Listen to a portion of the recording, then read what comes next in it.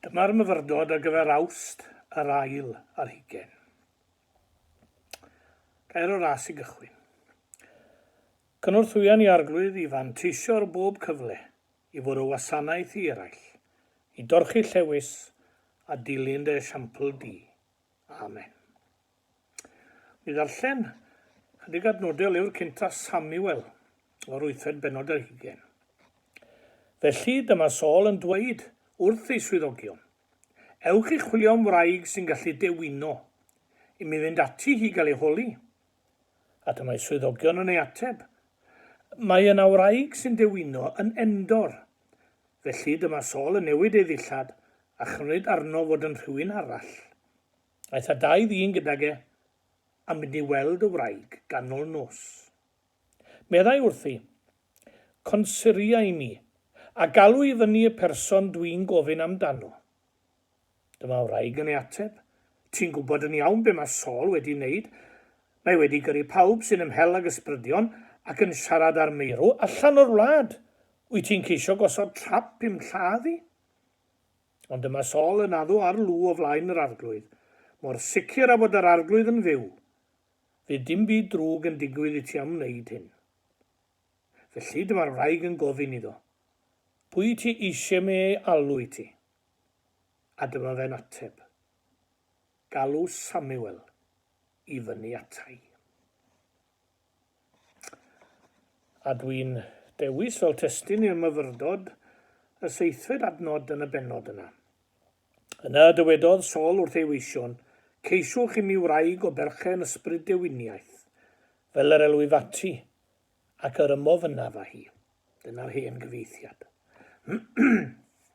Stori dyn yn colli'r ffordd yn llwyr yw stori Saul. Dyma ddyn, a wir dyma frenin, a ddechreuodd gyda Duw a gorffen gyda dewines, gyda witch. Mae gwers oesol yn hyn i bob oes. Pan mae crefydd yn peidio bod yn rym ysbrydol, mae'n dirywio i fod yn baganiaeth.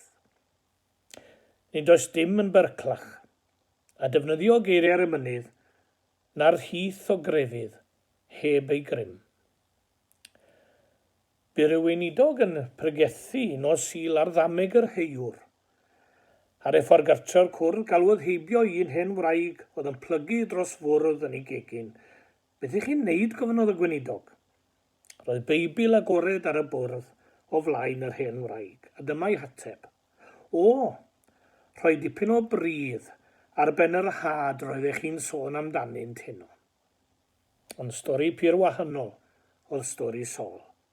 Dechrau da a diwedd trist iawn, am na ofalodd fod grym i'w grefydd. Bu amser pan oedd y brenin Saul yn ymwofyn â Duw am arweiniad. Ond ceisio arweiniad dewines mae yn awr.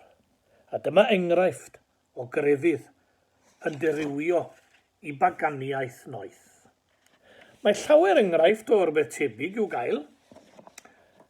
Mynd i oedfa ddiolchgarwch yn unig, unwaith y flwyddyn. Mynnu priodi mewn capel ac erioed wedi bod yno o'r blaen, ar un modd gyda angladd. Ond nid oes rhywbeth yn anghyson mewn pethau fel yna. Mi ai yn bellach a gofyn, ond nid paganiaeth a gofergoeliaeth yw pethau fel yna. Ysgrifennodd D.H. Lawrence eiriau fel hyn unwaith. Bityn i fe asem yn cael 2 gynnig ar fywyd.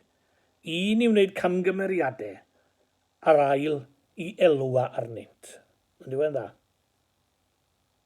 Breuddwyd i bawb dwi'n siŵr. Ond breuddwyd yn unig ydyw, achos nid dyna'r drefn. Ond os na chawn i hyn fe allwn os dymunwn elwa ar gamgymeriadau a wnaed gan rai fi'n byw o'n blaen ni. Beth am y brenin hwn, Saul, a ddechreuodd gyda Duw a diweddu gyda dewines. Dyma un y dirywiodd ei grefydd i baganiaeth. Beth oedd i gamgymeriadau fe? Ble collodd yr ffordd? Wel, yn y lle cynta, nid oedd yn ceisio arweiniad Duw yn ddigon buan. Roedd yn gadael i bethau fynd i'r pen cyn ceisio arweiniad Duw. Duw'r crisis oedd ganddo, Duw'r argyfwng. Dyna'r math o Dduw oedd Saul eisiau. Tra roedd popeth yn iawn, doedd dim angen Duw. Ond pan oedd pethau mynd yn dywyll arno, ceisio arweiniad Duw. Hwna'n swnio mor gyfarwydd am lawer heddi'n diwe. Gweddiom gymorth Duw pan bod pethau wedi mynd i'r pen. Rhyw fath o ymbarel oedd Duw i Saul, un hwylus i'w gadw rhag y storm, a mynau gadw Duw yn y gornel, yn union fel y cedwyr ymbarel, os nad oedd y storm yn bygwth.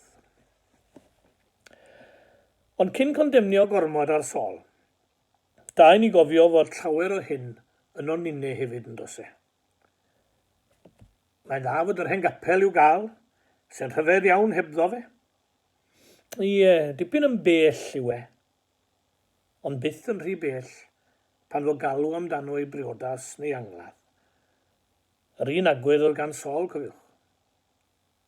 Dyna awr dywyll, awr o argyfwng, oedd blynyddoedd yr ail ryfel byd yn y ganrif ddiwetha. Fi eriod cymaint o alw am gwrdd gweddi mae'n debyg. Y Llywodraeth yn galw am National Day of Prayer yn byr aml. A mawr oedd y gweddio ar Dduw i ddwyn yr rhyfel i ben. Does dim sôn am lywodraeth na'r wlad yn ceisio arweiniad Duw ynglŷn â chyhoeddi'r rhyfel chwaith. Ie, fel Saul gynt, gadael i bethau fynd i'r pen cyn ceisio arweiniad Duw. Mae hyn wedi digwydd droion ers hynny. Ddim yn ceisio Duw yn ddigon buan. Melltith fawr yw roedi cyn troi at Dduw. Mae yna stori am y diafol yn holi i brentisied. Pa ffordd iddyn nhw am gyflawni gwaith? Medde'r cynta, me ddwedai wrth ynion mae'n drwg i'w Duw. Na, medde'r diafol, maen nhw'n gwybod nad yw hynny'n wir. Medde'r ail, me ddwedai wrthyn nhw pa mor dda yw'r diafol. Na, medde'r diafol eto, naeth hynny ddim gweithio. A medde'r trydydd, me ddwedai wrth ynion fod yna ddigon o amser, ardderchog medde'r diafol, fel lwyddi di, yn dy amcanion. Gwaedd eseia yw oes oedd, ceisiwch yr arglwydd tra galler i gael ef. Nid wedi i fynd i'r pen arno. Gwers arall i ni yn hanes Saul yw dyn diamynedd oedd e. Dyn diamynedd. Disgwyliau Saul i Dduw ei ateb ar unwaith. Oedd y ffaith i fod e wedi gadael i bethau fynd i'r pen cyn ceisio Duw yn arwen i'r diffyg amynedd yma. Roedd hi'n argyfwng ar Saul. Yna byddai fe'n troi at Dduw gan ddisgwyl y byddai Duw neu ateb ar unwaith. Ateb yn amser Saul, nid amser Duw. Gydol i fywyd bu Saul yn ddiamynedd gyda dynion. Roedd felly gyda Duw hefyd.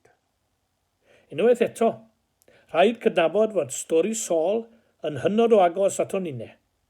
Mor aml yr anghofiwn neges y penillion sydd yn sôn am felinau Duw, the mill of God grinds exceedingly slow, araf y mala melinau Duw.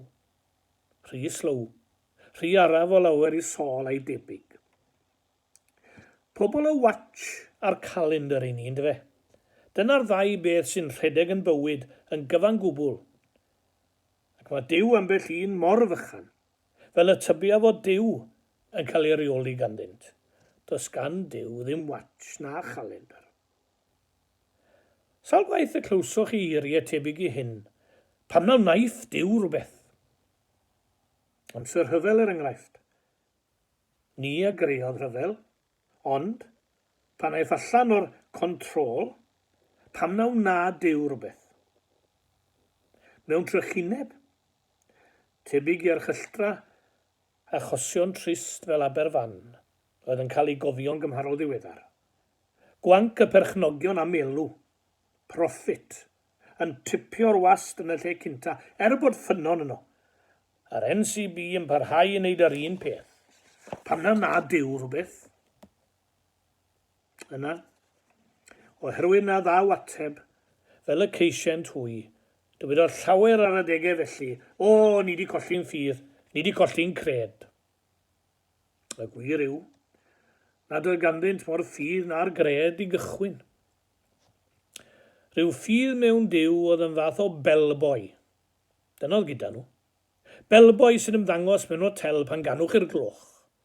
Dyw felly yw I dyw nhw. Ni frysio yr hwnna gredo, meddes Eia. Oedd hon yn adnod hawdd i'w dysgu gan ei bod ni'n fechan. Ond nid oes llawer o ddeithineb ynddi. Yn enwedig I oes sydd ar rithr I wneud popeth. Ym myd y crefftwr, byddai'n haid yn chwerthu'n ar ben rhywun fyddai'n credu a gallai ddod yn sair trwy ddarllen llyfr can tudalen Teach Yourself Woodwork. Nid un I frysio yw Duw. Ceir hanes yn llyfr Jeremia am anffyddlondeb Israel I Dduw. Pobl yn cyflawni gweithredoedd drwg ac isel. Mi a ddadleuaf a chwi eto am hyn medda'r arglwydd, ie, dadleuaf am meibion eich meibion chwi. Ni frysio ar hwnna gredo. Parodd diffyg amynedd Saul I ddod ar lwybr oedd yn arwain at baganiaeth ddewines Endor. Mae rhywbeth arall yn hanes Saul sy'n werth I sylwi arno. Roedd yn annifydd I was Duw I Samuel. Tra roedd Samuel yn fyw ac yn cyhoeddi rhywbeth yn enw'r arglwydd wrth Saul, nid oedd am wrando nac I fyddhau arno, iddo.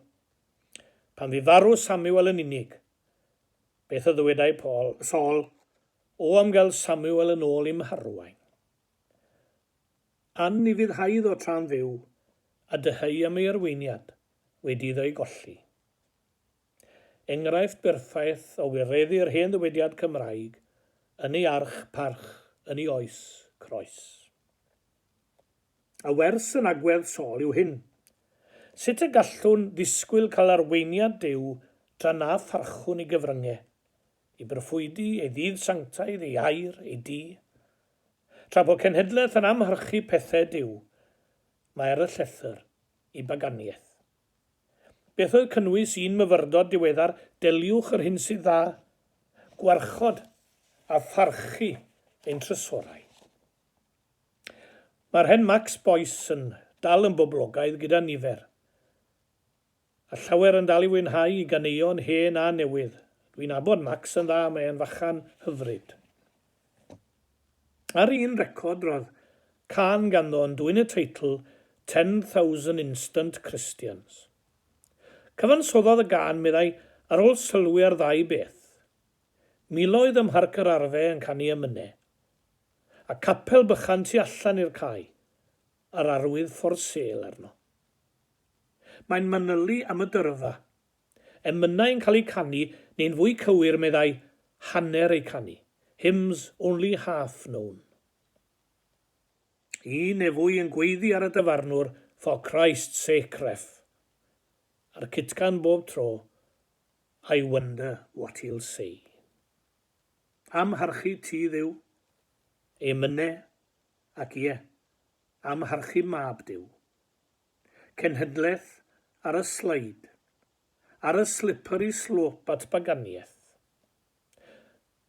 Dewch i ni gael dysgu o hanes Saul, a gweddio gyda J.J. Williams, yr emynydd gyda llawnid y chwaraewr rygbi, er bod ni ddim yn sôn am rygbi J.J. Williams yr emynydd. Ond y demlau drwy ein tir o aros Iesu da, un danghofio'n hir at olwg trigar ha, golau'r nefoedd y fyddo byth yn cynnau ym mhob storom gref, ac na symud dion plith gan hwyllbren air y nef. Mwyn ei enw. Amen. Gan I orffen gyda gair o weddi. Mawr yw'n dyled ni arglwydd wrth I ni nesu at y nawr, am ein bod ni'n cofio'r dylanwadau da fi arnom y more oes. Bendithiwn di am yr heini a gysegrodd oriau prin ni, sicrhau ein bod ni ar y llwybr iawn, yn canlyn gwaredwr yr oesoedd ac yn canu am ei ddaioni a'i ras.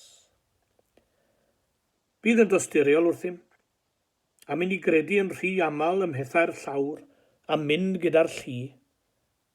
Rhôn o'n benderfyniad I ddal ati gweithaf popeth, I gadw'r ffocws yn gywir, a'r ffocws hwnnw'n seiliedig ar Iesu.